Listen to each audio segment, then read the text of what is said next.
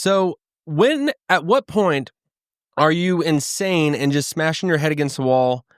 And at what point do you actually break through to what you're trying to achieve? When you're on the other side of the wall and you've made it through, you realize that everything that you went through was ultimately building you up and creating you and helping you to, once you get to that other side, stand and be the person that you need to be. I think of a lot of people that it seems like an overnight success. It's actually they've put in about 10 years or however many years, and you don't see all the things that person has gone through, that you might yourself be going through, and you're just wanting to get to what you have in your mind created as I've made it kind of thing. But when will you ever actually make it? Is there a point? Have you set that point? Have you set that benchmark? I think you need to put goals, big-term goals, and then short-term goals, because you got to achieve something along the way. You don't have to make it all the way through and then finally, I've done it, it's all over. Good night, folks. I think of Matt Rife about this because he was a person that had been putting it in his time. He's a hilarious comedian, but he went through his struggles, and I want to actually take a look at this.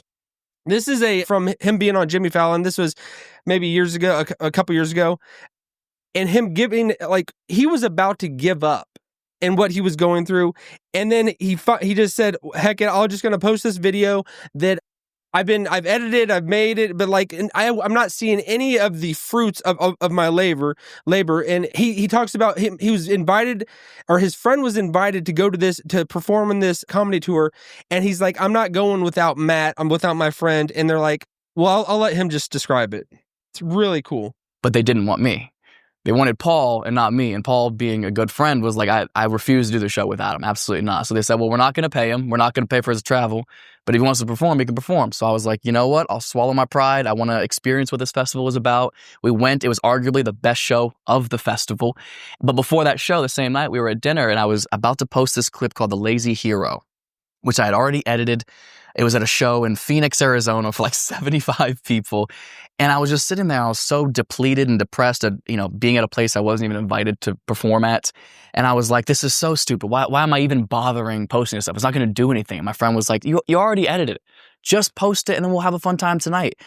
And then that video over the next couple of days went insanely viral, like 20 to 30 million views. And then that made every other video on my profile go viral. And then everything just kind of exploded out of nowhere. 30 million views.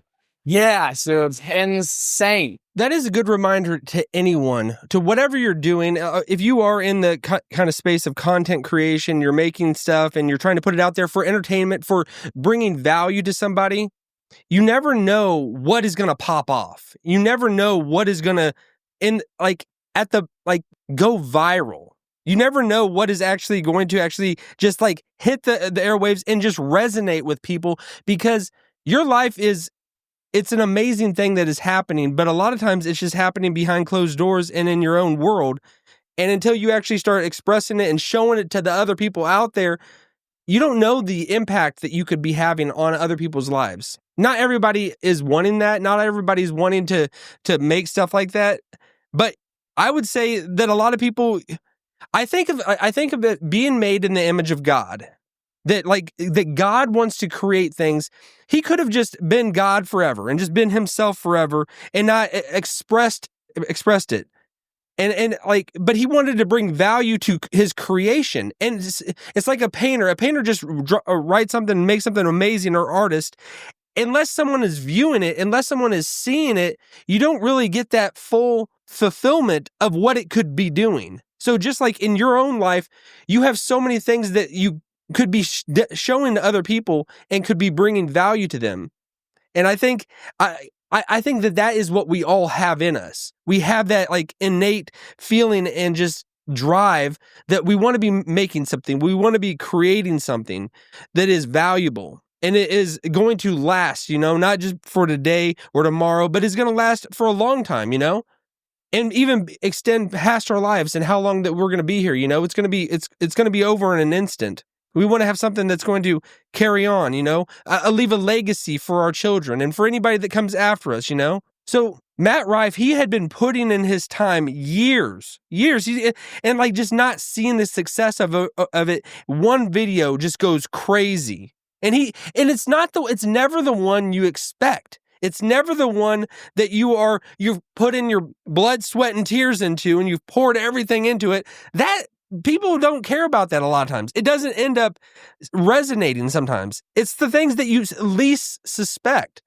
And like, I think that is like, it's an awesome reminder for me as well as anyone else, like whatever you are just putting your time into and your energy towards, I would say just keep grinding. It might feel like you're in a sane asylum, just smashing your head against a wall. But you don't know, maybe that God is keeping you in that insane asylum for a while to build up your character, to make you so that you don't just go off the rails when you do see some success. You need to be humbled a lot of times, or I need to be humbled a lot of times because if I just start getting everything that I would want, I would probably not execute and do it like be a good person once I have that. If everything's handed into your lap and just thrown at you, and you just have whatever you want in an instant, you're not going to appreciate it.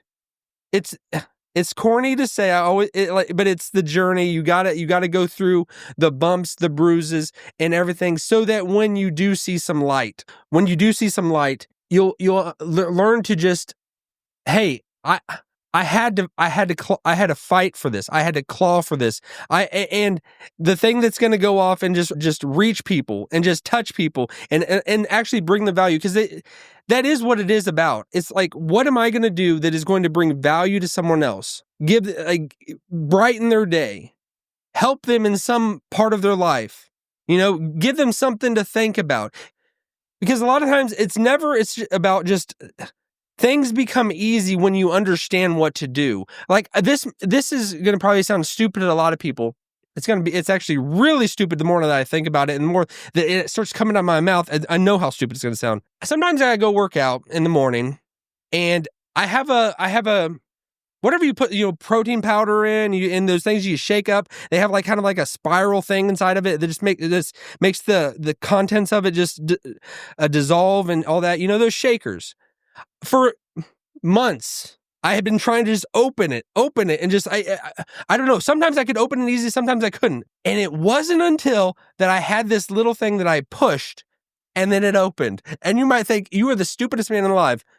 Yeah, I don't care. But it was a life lesson to me that you can just be smashing your head against something until you get a little bit of wisdom that just unlocks everything. Something that might seem insanely hard to you, but you get that little bit of wisdom, or something happens by luck or whatever, and then everything clicks. That key that unlocks everything.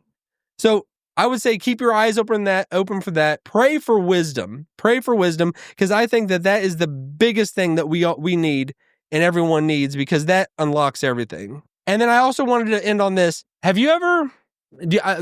I come home from working out, and my wife, she asked me, "How was your workout?" Anything that a lot of times when I get asked about stuff, I don't know how to answer that. I don't know what to say to that. If it's like the same thing, like if somebody asks you, how's your day going? Or how was your lunch? How was for me, I don't know what to say to those things. And I know to the normal person, because most of you are out there, you're normal.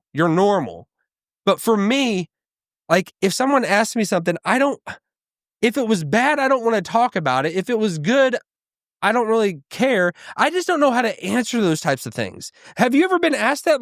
How was your workout? What would you say? That might sound, I'm just going to show you who I am, because I don't know what to say to those things. I don't know conventionalities. It's hard for me to be conventional and say just the normal things. I don't know how to respond in those. I think that is just maybe societal and being socially acceptable and able to blend in and able to have that conversational nature with anybody. Maybe you got that, and I hope you do. But have you been asked that, and what would you say to that? If you've had a good workout or not? I've never been able to do that. I've never been able to do that.